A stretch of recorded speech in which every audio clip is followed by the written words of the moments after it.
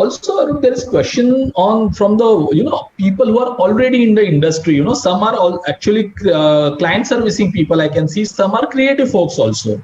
But Right. the question is, with the kind of the environment which it is, they were conventional in nature. So now because the clients have become demanding, so what is the kind of, maybe do they go on online learning, or what do they learn and keep, typically what do creative guys need to keep learning, to become and stay relevant?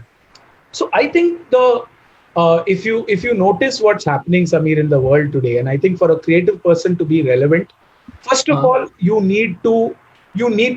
I think the biggest factor to stay relevant is to keep your curiosity alive. You need to be curious about what's going on in the world, what is the latest, what's going on in terms of music, keeping yourself abreast in the world with music, with trends, with fashion, with just reading up enough about the world is a very, very critical factor.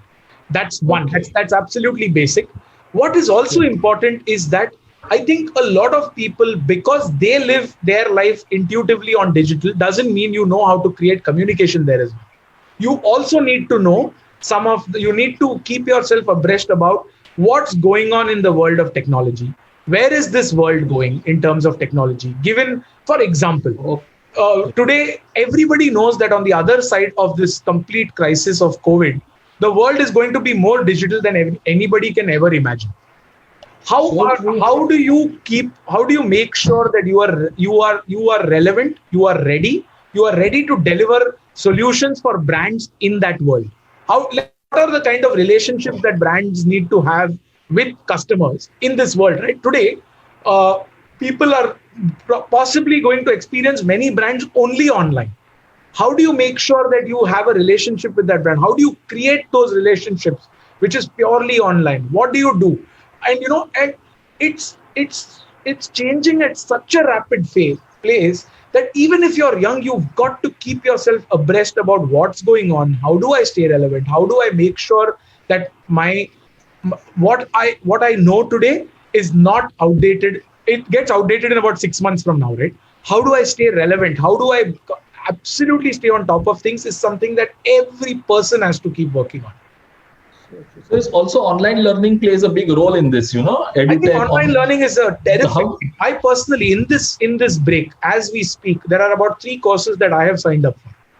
Wow. Because I feel it's super critical. And what's also happened is that in this period, courses are also becoming accessible. And the world has opened up for us, right? And Samir, you know this, the best of universities in the world are opening up their doors to us. I am doing a course from the California School of Arts, which I'm going through in this period because I'm working from home and I have some spare time. I'm actually taking that course and I'm running through that course from California School of Arts, which I do in the night every day.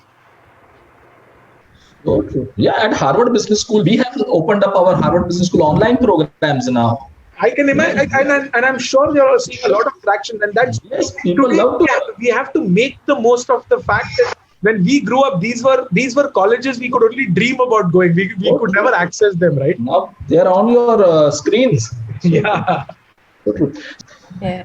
Arun, I had received a mail this afternoon from South Africa. Okay, it's a very big print and printing business and a media advertising business group, the Harry Printers in South Africa. And they are into advertising and they are for generations. That's what the information they shared. So there are 12 managers from Harry Printers who are, going through the entire discussion what we both are having now. And they were very happy when they got the communication on social media. So welcome Harry Printers team and a big hi from India. I see Nilesh Harry, the owner of that, asking a question, so I'm allowing him. Sure. Yeah. Sure. Yes, please. Yeah, Mr. Hi, Samir and Arun. This is actually Pam. I'm the daughter of Fridge Harry, who is the owner of Harry's Printers. Okay. So nice talking to you. For having us and for allowing us to be a part of this. As Samir mentioned, Arun, we run a print company, but we also have an advertising agency and various other print and communication services.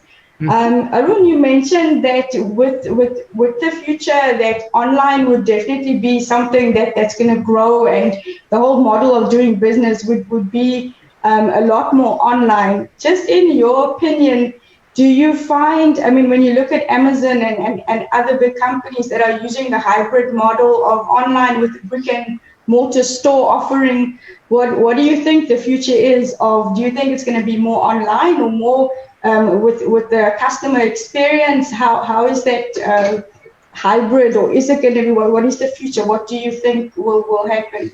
Yeah, so I personally think, and in my opinion, I think it is definitely going to be a hybrid, because I think the touch and feel of this world can never go away, right? And given that you are in the printing business, in the print business, there is finally a feel to things, right? Which as human beings we will always cherish.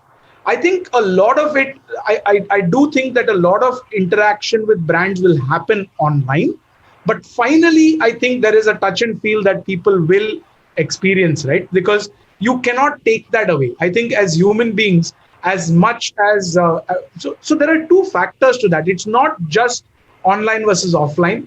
It's also the fact that we are finally we are also social beings, right?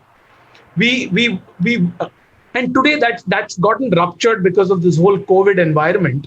But finally, we do want to touch, feel, and experience a lot of things. So I definitely think it will be a hybrid with a larger skew online, I feel.